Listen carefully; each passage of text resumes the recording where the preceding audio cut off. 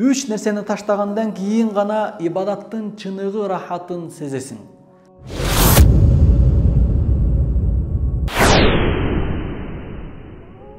Ахмад ибн Харб айтат, бул алым: 50 жыл бою Аллахка ибадат кылдым, бирок 3 нерсени таштагандан кийин гана ибадаттын чыныгы рахатын сездим дейт.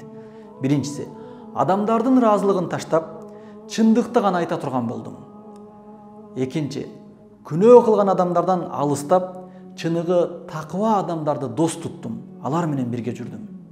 Үчүнчү, бул дүйнө рахаттарын таштадым, акырет рахатын таптым.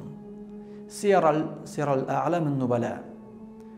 Пайгамбарыбыз айткан: "Изхад фи дунья юхиббукаллах, ва изхад фима индан нас юхиббукан нас." Дүйнөгө жүткүнбө, кызыкпа, Аллах сени жакшы көрөт. Адамдардын колундагы нерсеге үмүт кылба, жалдактанба, адамдар сени жакшы көрөт. Булуг ал-марам.